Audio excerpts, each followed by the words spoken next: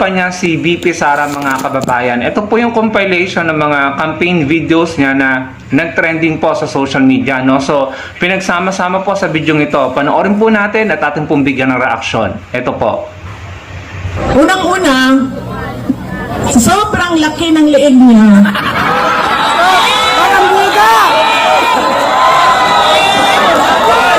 Naiipit na yung boses niya. Mr. Speaker!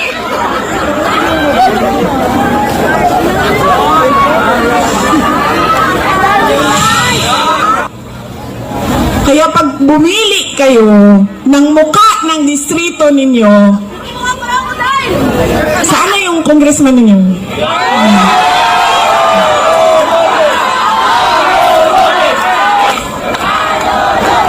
Ganitong klaseng pagmumuka ang ilagay ninyo sa kongreso.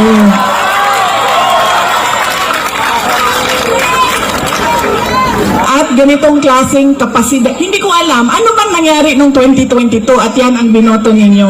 Ikwento nyo nga sa akin. Ikwento nyo sa akin. Kasi talaga, totoo. Nung nakita ko siya na nagsasalita patungkol sa akin, congressman yan? Ng syudad ng Maynila? Di ba ang sobrang laki ng pride natin bilang Pilipino sa syudad ng Maynila? Tapos, yan ang sinasabi ko. In-endorse ng mayor ninyo, in-endorse ng sikat, binoto ninyo, hindi nyo man inisip.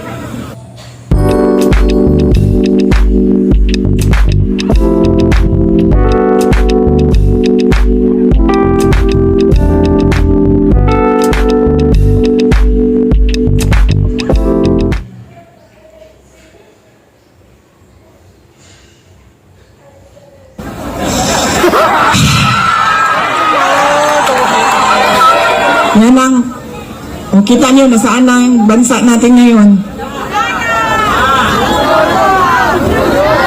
Nasa kangkungan na tayo.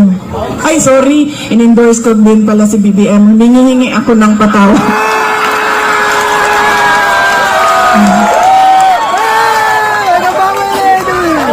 Hinihingi ako ng patawad sa inyong lahat.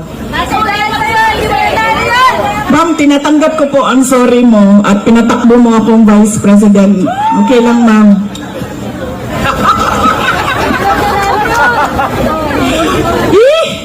Sabi, nanguli na to. Tinanggal ko yung seal ko dito kanina kasi alam ko na kung anong mangyayari sa kampanya na ito. Alam ko na po kung anong mangyayari sa kampanya na ito ngayong gabi. Wala pa.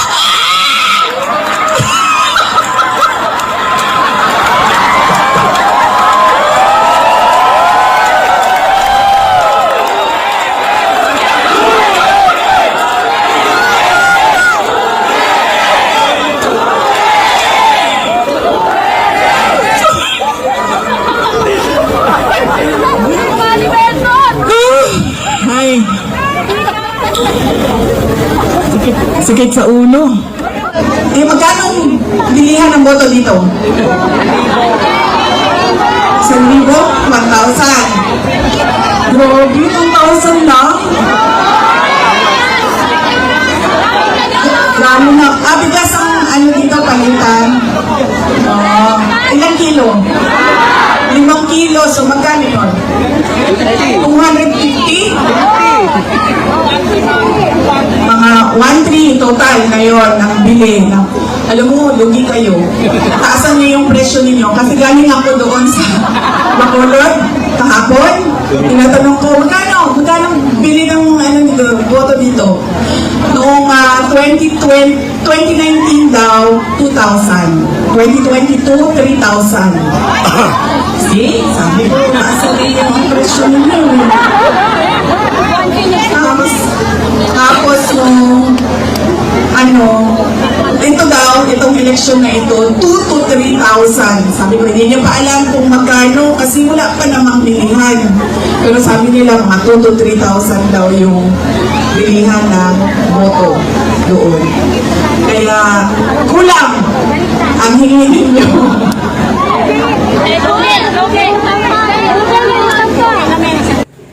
Grabe mga kababayan, narinig niyo po ba yung narinig ko? Kasi sa pagkakaalala ko po, sinabi niya na nasa kangkungan na po yung bansa natin ngayon. Ano? Yun po yung isa sa pinakamatinding hindi ko makakalimutan sa mga sinabi niya na nasa kangkungan na daw ang bansa po natin. Sinasabi niya yan sa harap po ni Senator Amy Marcos.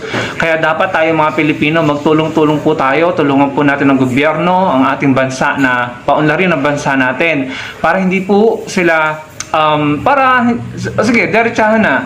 Para mapahiya sila sa sinasabi nila na nasa kungkungan ng bansa natin, na hindi na maganda yung nangyayari sa bansa natin. Magtulong-tulong po tayo na paunlarin ang bansa natin, tulungan po natin ng gobyerno para hindi po sila ang manaig or manalo, no? Ipahiya po natin yung kanilang narrative na hindi maganda ang nangyayari sa bansa, na nasa kungkungan na tayo. Yan po ay labanan po natin, ano? Ipakita natin na magtatagumpay ang bansa natin. Sa tatlong huling taon na nalalabi kaya PBBM, tulungan po natin siya, magtulong-tulong po tayo na iangat ang bansa natin. Bukod po doon, narinig ko rin na sinabihan niya na parang may congressman siya na tinutukoy na malaki ang liig, at tapos parang ini-imitate niya yung boses ng congresswoman or congressman, ano, iniipit ni BP Sara yung boses niya para yata i-imitate yung boses ng congressman or woman na iyon, ano. Ang sa akin lang, hindi ba considered body shaming yan, yung sinabihan na malaki ang liig? Hindi po ba, kung maalala nyo, merong isang tumatakbo sa Congress din, ano, sa House of Representatives na pinatawag ng COMELEC dahil meron pong ginawang body shaming. So, applicable ba yung COMELEC rule na iyon sa isang nangangampanya? Si BP Sara kasi hindi kandidato, nangangampanya lamang siya. Pero, in my opinion, may sinabi po siyang can be considered as body shaming. Sinabihan niya na malaki ang liig, tapos ini-imitate niya yung boses, no? So parang panlalait pang-iinsulto. Tapos sabi pa niya, tinawag niya yung congressman na parang kinakandidato nila, na parang sabi niya, itong mukhang ito ang ipanalo, something like that, ano, non-verbatim.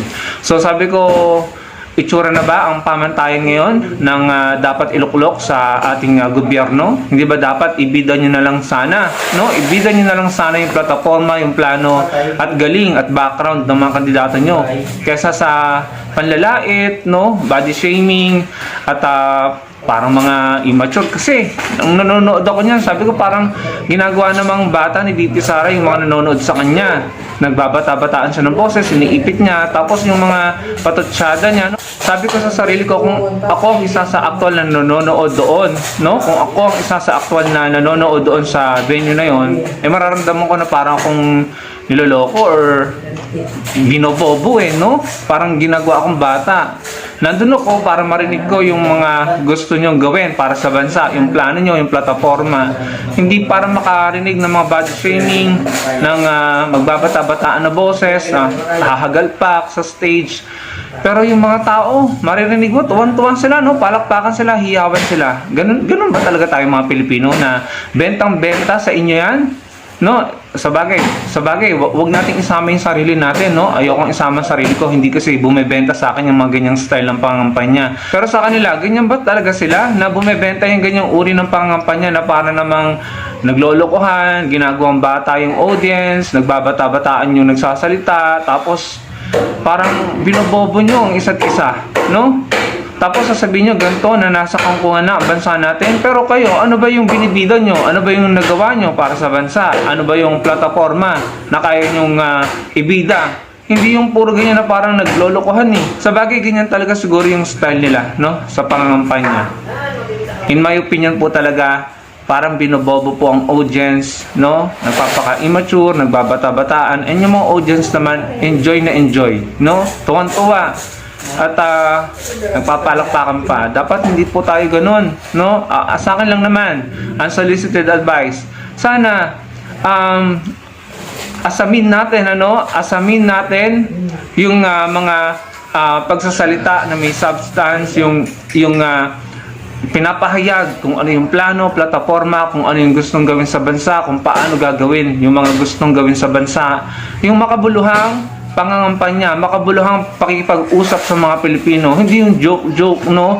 Hindi yung parang ginagawa kayong joke, ginagawa kayong katawa-tawa, natatawanan kayo dyan, no? So nakaka-disappoint po, nakakadismaya. At nakikita ko na parang mas maraming Pilipino ang ganyang tuwan-tuwa sa ganyang sistema, sa ganyang style ng pangangampanya, no? Na may kasamang body shaming, panlalait, at paghila pababa sa kasalukuyang gobyerno, kaharap mismo yung kapatid na senadora ng Pangulo. Sabi ko talaga namang, ewan ko na lang, mga kababayan, ano? Yung pang sinasabi niya about vote buying, no? Sa pagkakaunawa ko, parang sinasabi niya na parang maliit po yung bentahan ng boto ng mga taong naandun sa lugar na yon, ano? Pwede niyo balikan yung video, no?